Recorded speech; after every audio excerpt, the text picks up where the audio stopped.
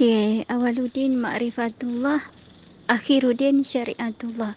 Maksudnya awal agama mengenal Allah, akhir agama adalah kembali kepada syariat. Kat sini maksudnya ilmu syariat yang sebenarnya adalah ilmu yang tertinggi. Ilmu syariat ni kalau kita betul-betul beramal dengan setelah kita mengenal, setelah kita kenal Allah, maka nilai syariat kita tu jauh-jauh lebih baik, lebih besar pahalanya berbanding dengan kita beramal masa kita belum kenal dulu. Dia macam ni lah. Kita masa syariat awal-awal dulu baca solat, baca puasa ikut. Ilmu ikut macam ilmu burung tiup. Orang suruh puasa, kita puasa. Orang suruh solat, kita solat. Kita belajar. Tapi kita tak kenal pun. Kita tak kenal pun Allah tu siapa. Jadi bila Allah Ta'ala bawa kita berjalan melalui ujian-ujian hidup kita ataupun melalui pengajian-pengajian kita, kita pergi mengaji sifat 20 ke apa kan. Jadi akhirnya kita mula nak mengenal Allah. Maksudnya kita masuk kepada Awaluddin Ma'rifatullah. Maksudnya kita mengenal Allah. Siapa itu Allah. Jadi sebenarnya ilmu mengenal Allah ni adalah ilmu asas, ilmu yang ada setelah datangnya kesedaran dalam diri kita untuk kenal siapa itu Allah. Selama ini kita sembah tapi kita tak kenal. Sebab kita buat syariat tu syariat ikut-ikut. Syariat macam burung tiung yang ikut je orang. Orang cakap dia cakap macam tu lah kita dulu. Jadi apabila kita masuk kepada Awaluddin Ma'rifatullah ni maksudnya kita kenal Allah. Tapi biasanya macam-macam cara lah kan. Kat sini lah kita nak kenal Allah. Jadi macam mana kita nak kenal Allah ni? Kita kenal diri kita.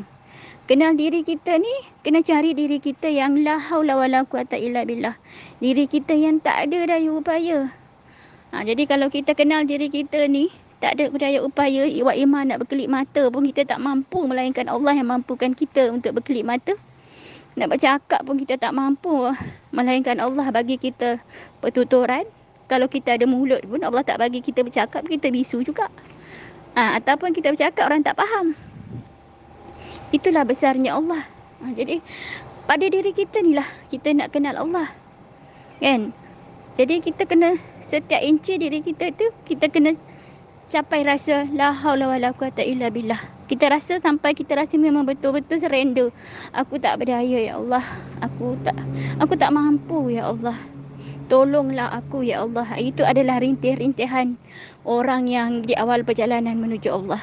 Kalau kita jumpa diri kita yang tu, alhamdulillah. Bermaksud kita dah mula berjalan. Kita nak tahu kita mula berjalan atau tidak, senang je. Kita jumpa tak fasa tu. Kalau kita jumpa diri kita yang mana kita rasa ya Allah, aku ni memang tak daya ya Allah. Aku ni hina ya Allah. Aku tak mampu ya Allah. Aku tak larat ya Allah. Tolong aku ya Allah. Sampai ratib kita pada masa tu, Allah tolong, Allah tolong, Allah tolong. Apa pun ujian hidup kita, kalau kita jumpa yang tu bermaksudnya kita dah mula berjalan. Berjalan kepada Awaluddin Ma'rifatullah. Sehinggalah kita dibawa kepada redha. Sehingga kita ni dibawa kepada marhabatillah. Kita dah rasa cinta macam mana mencintai Allah. Kan? Kalau kita dah cinta pada Allah, pada masa sebenarnya kita dah kenal Allah. Allah dah bawa kita. Bila kau wahai manusia ni, bila kau kenal diri engkau yang maha lemah segala, maka kau kenal lah aku yang maha kuat segala. Macam itulah. Bila kita kenal diri kita ni yang serba tak ada daya upaya ni, nanti kita akan kenal Allah melalui sifat dia yang maha segala. Pada masa tu bila kita kenal Allah, maka cintalah kita pada Allah. Bila kita cinta kepada Allah, kat situlah kita kenal Allah. Kita kenal Allah melalui sifat-sifat dia. Melalui apa yang Allah Ta'ala jadikan pada diri kita. Jadi ini adalah satu proses yang mana kita kena sentiasa merenung, sentiasa muhasabah diri, sentiasa bermujahadah, bina sangka baik pada Allah dan makhluk. Kita proses mengujian diri kita. Jadi nak pergi kepada Awaluddin Ma'rifatullah ni kena banyak-banyakkan solat taubat lah. Istiqamah solat taubat kan. Sentiasa bersangka baik. Paksa diri buang sifat-sifat buruk kan. Selalu zikir dengan Allah. Minta Allah bantu kita ingat dia kan. Jadi macam itulah bila kita kenal Allah. Bila kita dah ma'rifat. Bila kita dah ma'rifat.